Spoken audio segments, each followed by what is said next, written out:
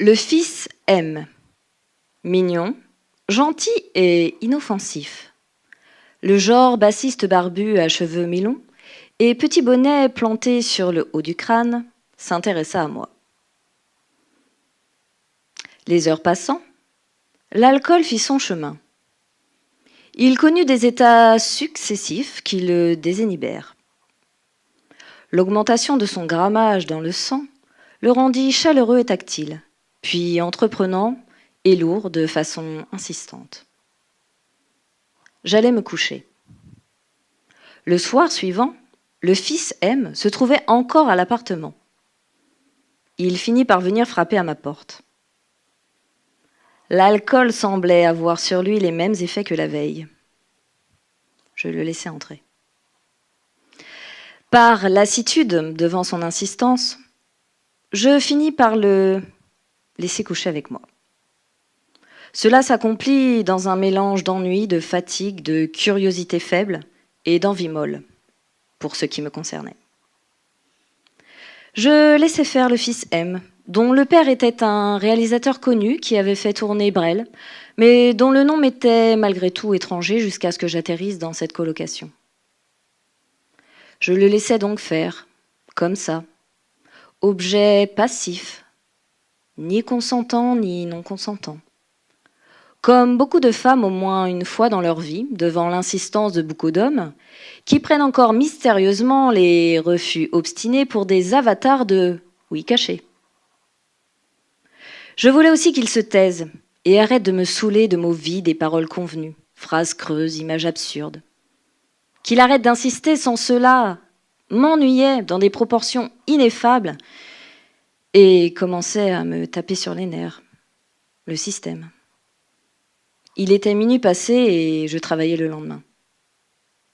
Il avait beau être gentil et mignon, sans me plaire ni me déplaire, plus que ça, les deux à égalité, il me fatiguait sérieusement. Je voulais me débarrasser de lui pour dormir parce que j'étais crevée de ma journée. Je le trouvais collant. Je voulais que ça finisse. Je voulais qu'il me fiche la paix. Quand il est monté sur moi, j'ai pensé à l'insupportable mais néanmoins pas toujours absurde Ariane de Belle du Seigneur, à sa réflexion analogique entre les chiens et certains hommes au moment de ce que l'on nomme acte. Je n'ai pas fait un geste, je n'ai pas participé, je n'ai même pas perçu l'intérêt que cela pouvait revêtir pour lui. Il avait des préservatifs, il en a craqué un, enfilé. Je ne l'ai même pas senti entrer en moi. Je n'ai à vrai dire rien senti. Je l'ai juste regardé faire, détaché de la scène, de manière totalement passive et spectatrice. Franchement, ça a dû durer 45 secondes, en tout, sans rien de ce que l'on persiste à appeler, à tort, préliminaire. 45 secondes d'égoïsme pur, de sexe nul et sans intérêt.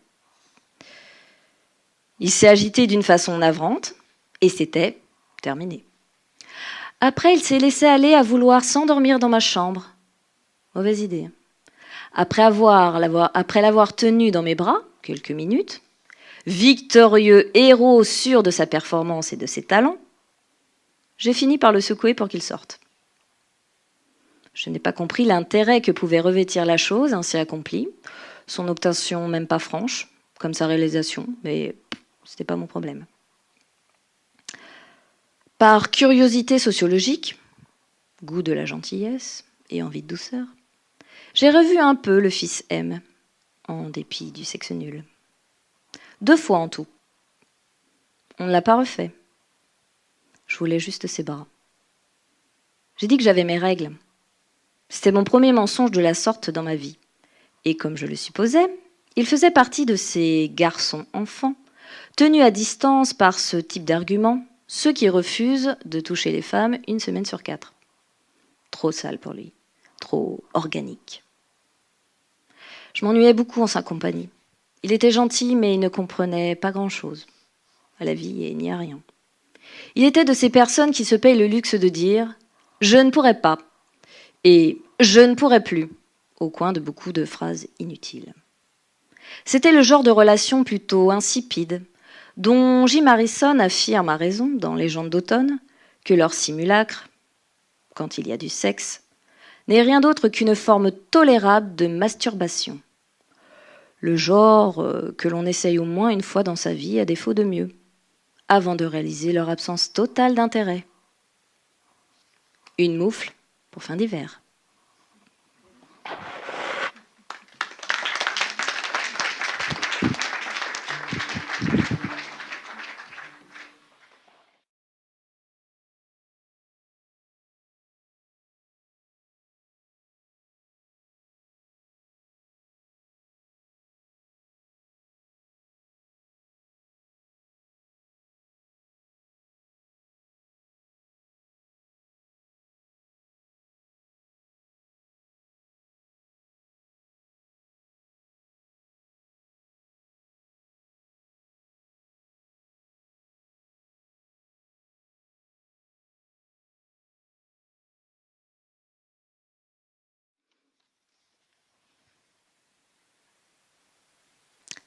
Adèle est assise dans le noir, dans un immeuble rue du Cardinal Lenoir. Elle s'est installée sur une marche entre le premier et le deuxième étage. Elle n'a rencontré personne. Elle attend. Il ne devrait pas tarder. Elle a peur. Quelqu'un d'autre pourrait entrer. Quelqu'un qu'elle ne connaît pas et qui lui voudrait du mal. Elle s'oblige à ne pas regarder sa montre. Elle ne sort pas son portable de sa poche.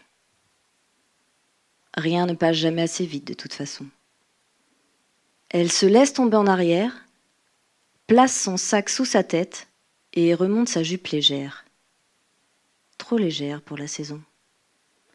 Mais elle se soulève quand elle tourne, sur soi, comme une vraie jupe de petite fille. Adèle se caresse la cuisse du bout des ongles. Elle remonte lentement, pousse sa culotte sur le côté et pose sa main, fermement. Elle peut sentir ses lèvres se gonfler, le sang qui afflue sous la pulpe de ses doigts. Elle serre son sexe dans son poing, referme violemment la main. Elle se griffe l'anus jusqu'au clitoris. Elle tourne son visage contre le mur, replie les jambes et mouille ses doigts. Une fois, un homme a craché sur son sexe. Elle a aimé ça. L'index et le majeur.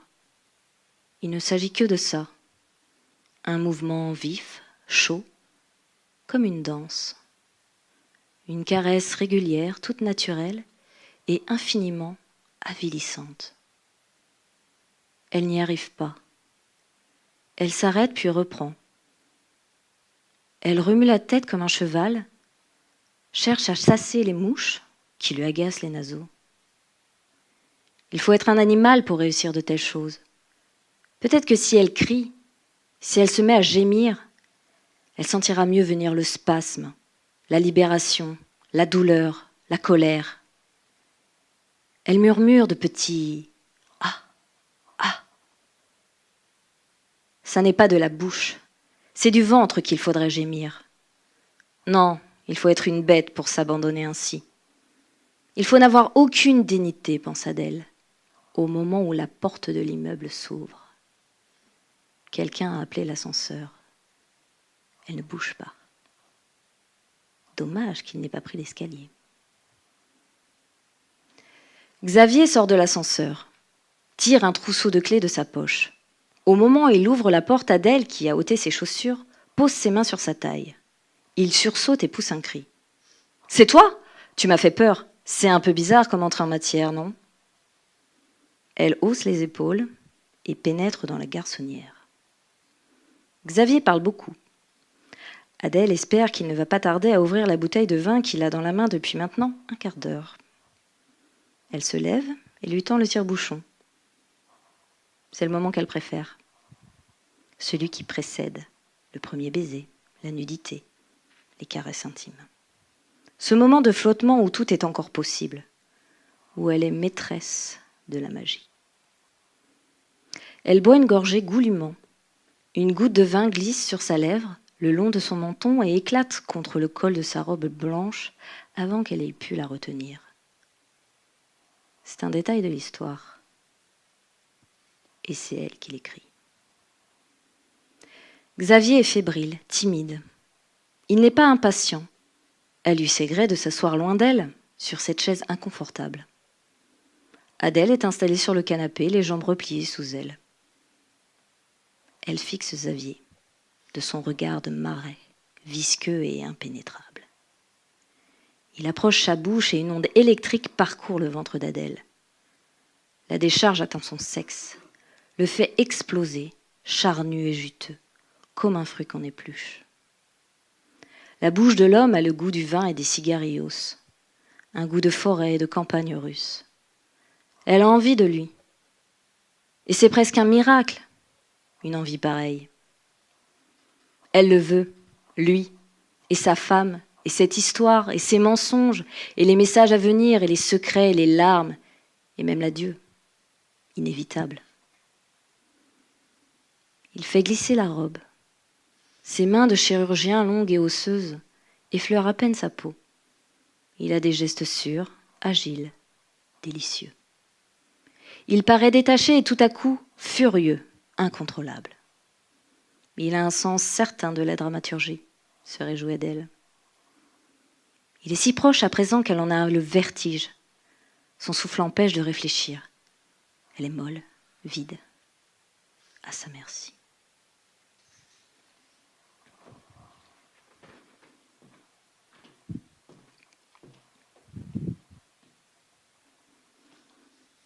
Il l'accompagne à la station de taxi, écrase ses lèvres contre son cou. Adèle s'engouffre dans la voiture. Sa chair encore gorgée d'amour, les cheveux emmêlés, saturée d'odeurs, de caresses et de salive. Sa peau a pris une teinte nouvelle. Chaque pore la dénonce. Son regard mouillé. Elle a un air de chat, nonchalant, malicieux. Elle contracte son sexe et un frisson la parcourt tout entière, comme si le plaisir n'était pas totalement consommé et que son corps recelait des souvenirs encore si vivaces qu'elle pourrait à tout instant les convoquer et en jouir.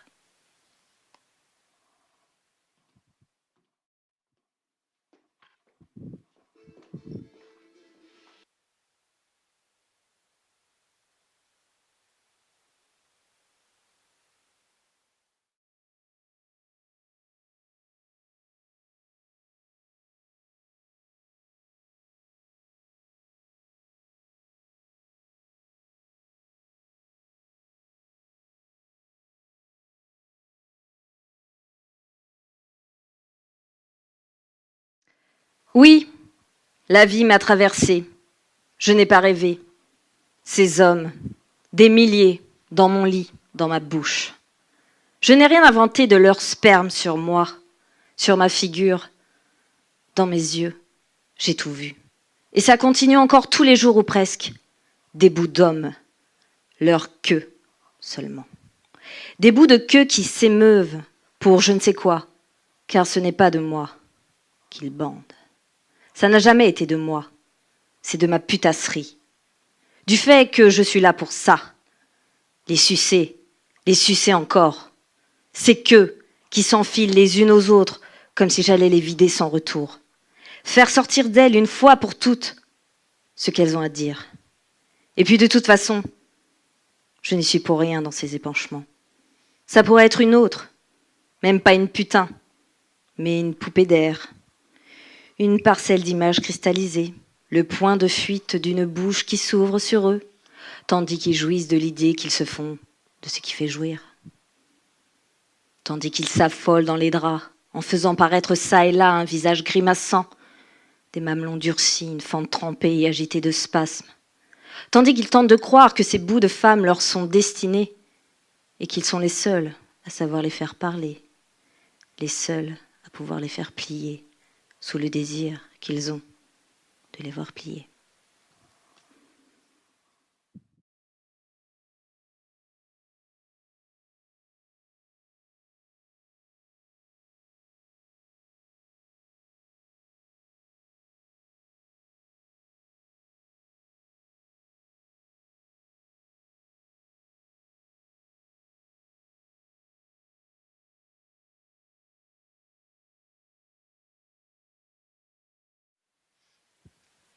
Et ce n'est pas ma vie qui m'anime. C'est celle des autres, toujours. Chaque fois que mon corps se met en mouvement, un autre l'a ordonné, l'a secoué. Un autre a exigé de moi de prendre le pli, agenouillé en petit chien ou béant sur le dos. Mon corps réduit à un lieu de résonance. Et les sons qui sortent de ma bouche ne sont pas les miens. Je le sais, car ils répondent à une attente, au souhait de ma voix qui bande, de ma fente rendue audible, pour que des queues s'y abîment, pour qu'elles se perdent dans ces gémissements de chiennes lâchées exprès dans le creux d'une oreille. Et j'ai parfois du plaisir. Je ne peux pas dire le contraire. J'en ai toujours, lorsque ma voix parvient à me convaincre, lorsque dans mes cris perce çà et là du naturel, du spontané. Un chant qui croise quelque chose comme un coup bien placé, une pensée au bon moment, l'impression d'être là pour de vrai, pour de bon, pour mes pères, mes professeurs, mes incarnations du savoir pourquoi faire vivre. D'être là pour la jouissance de mes prophètes, qui traversent mon corps de putain et qui me rend la mienne. Et je ne saurais pas dire ce qu'ils voient lorsqu'ils me voient, ces hommes. Je le cherche dans le miroir tous les jours sans le trouver. Et ce qu'ils voient n'est pas moi. Ce ne peut pas être moi. Ce ne peut être qu'une autre, une vague forme changeante qui prend la couleur des murs. Et je ne sais pas davantage si je suis belle, ni à quel degré, si je suis encore jeune ou déjà trop vieille. On me voit sans doute comme on voit une femme, au sens fort, avec des seins présents, des courbes et un talent pour baisser les yeux. Mais une femme n'est jamais une femme que comparée à une autre. Une femme parmi d'autres. C'est donc toute une armée de femmes qu'il baise lorsqu'il me baise. Et c'est dans cet étalage de femmes que je me perds, que je trouve ma place de femme perdue.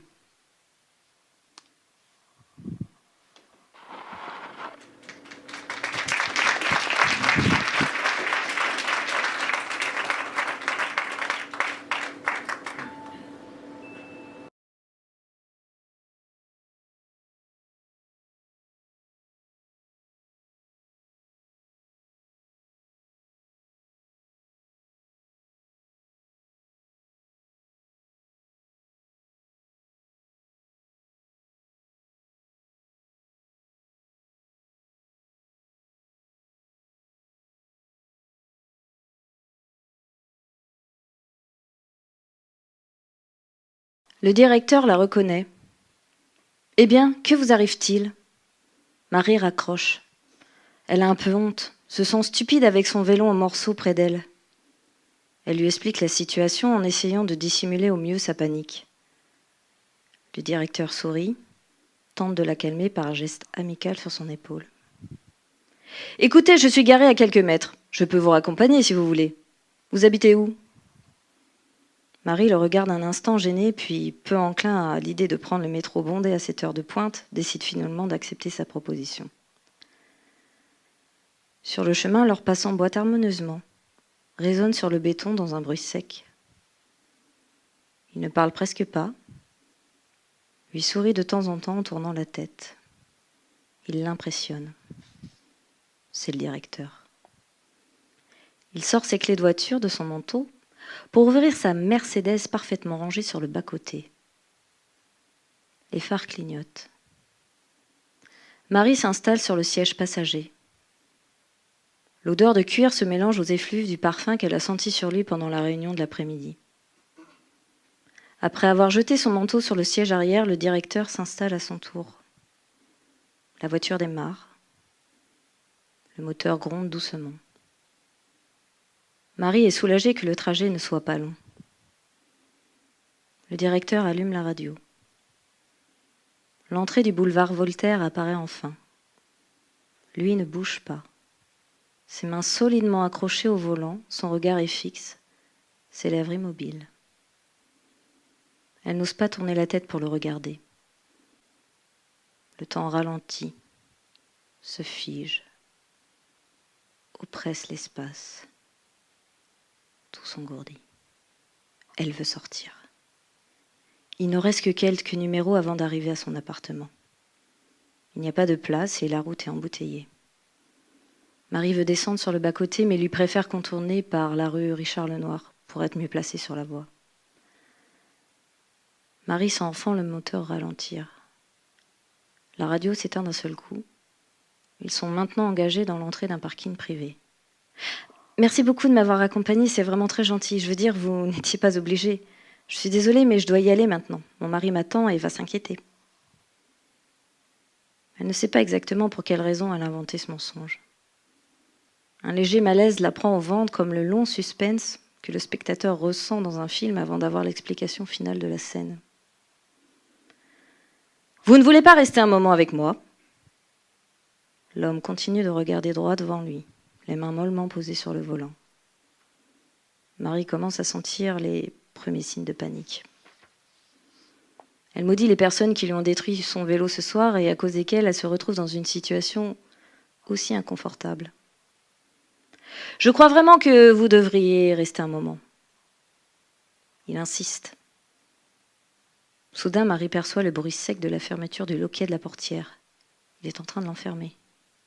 Son ombre, imposante, effrayante, se déplace lentement vers elle, dans un mouvement d'approche intime. Elle sent quelque chose de froid et doux glisser sur ses cuisses. Un frisson parcourt tout son corps, encore attaché au siège de sa ceinture. Elle se débat, lui demande fermement d'arrêter et de la laisser sortir. Elle voudrait crier, mais étrangement, elle n'ose pas. Elle pense à certains détails. Elle ne voudrait pas réveiller tout le quartier, se faire remarquer pour un rien. Elle ne veut pas avoir honte devant son directeur d'avoir pensé à une agression alors qu'il ne s'agit peut-être que d'une tentative de séduction un peu rude. Il anticipe chacune de ses réactions et plaque rapidement la main contre sa bouche. En même temps, son autre main s'insère dans son chemisier pour descendre progressivement vers sa culotte. Il plonge maintenant ses doigts. Le corps de Marie tremble, su de tous ses pores, fiche sa chair dans le cuir épais du siège. Elle commence à se débattre, à repousser son torse plaqué sur elle. Il est trop fort, beaucoup trop fort. Elle sait maintenant qu'elle ne va pas pouvoir y échapper. Marie va se faire violer dans cette voiture. Elle lutte de toutes ses forces réunies. Ses poignets sont broyés, ses jambes immobilisées, sa voix coupée, son ventre écrasé. Elle entend les gémissements de l'homme, ses petits cris haletants de plaisir au creux de son cou. Il détache sa ceinture et appuie fermement sur la molette pour baisser son siège. Elle tombe brutalement en arrière. Il s'étale, monte sur elle. Marie sent son excitation à travers son pantalon. Elle continue à se débattre, à crier. Personne ne l'entendra. Ses bras frêles ne sont maintenus que par une seule main de son agresseur pendant que l'autre s'attarde à détacher la ceinture et les boutons de son costume. La culotte en soie que Laurent lui a achetée l'année dernière pour la Saint-Valentin est arrachée en une fraction de seconde. Il l'a griffée en même temps. Un ultime sursaut la fait convulser, son corps se tord dans tous les sens, ses pieds tendus à l'extrême pour lui échapper. Elle est rapidement épuisée, sans force. Tous ses membres souffrent de ne pas pouvoir l'aider. Il la pénètre. Les va-et-vient commencent à s'engager, d'abord lentement, puis très fort. Elle a mal. Son vagin est sec, les parois de son sexe sont râpées jusqu'au sang. Il s'arrête soudain, d'une main assurée, il attrape ses cheveux et l'oblige à se tourner sur le ventre. Son sexe est dur comme une arme. Il tape dans le fond de son ventre par coups violents. La douleur la fait vomir sur le siège arrière. Il ne s'arrête pas, sa respiration s'accélère. « Viens !» Son corps lourd remonte sur le visage de Marie, son sexe durci se place en suspens au-dessus de sa bouche. « Vas-y, prends-la dans ta bouche !» Elle tourne la tête dans tous les sens, se supplie d'arrêter, tente de se dégager de son emprise. Il immobilise son visage avec les mains, ses genoux bloquant chacun des gestes de Marie et insère violemment son sexe dans sa bouche, bien au fond de sa gorge. Une légère odeur d'urine se dégage. Elle va s'étouffer. Elle mord. Il se retire d'un seul coup et la gifle. « Sale connasse, tu veux ça alors ?» Il bande encore. Il revient en elle par derrière, la sodomise. Elle n'avait jamais fait ça avec personne. Marie sent du liquide s'écouler de ses jambes. La douleur est insupportable. Il songe d'orifice et finit par jouer en elle dans un long râle de plaisir. C'est terminé. Son sexe est mou, trempé de sperme, de vomi, de sang, d'excréments et de sécrétions vaginales. Il est soulagé d'un geste furtif, regagne son siège pour reboutonner son pantalon. « C'est bon, tu peux partir !» Marie se lève péniblement, le corps brûlant, gonflé, accablée par la souffrance des muscles lâches et de sa peau serrée, compressée. Les loquets se débloquent. Elle sort de la voiture, son pantalon tombant encore sur le haut de ses cuisses. Il la rattrape fermement par les bras sur le siège. « Si tu parles à quelqu'un de ce qui s'est passé, toi, ton mari, ta carrière, vous êtes finis. Personne ne te croira. Alors tu fermes ta gueule et tout continuera comme avant. » Sous la faible lumière jaune des lampadaires, Marie perçoit furtivement au doigt de l'homme l'éclat de son alliance. Le moteur de la voiture se rallume. Elle descend sur le trottoir, trébuche sur le bas-côté. La portière se claque derrière elle. La voiture s'éloigne.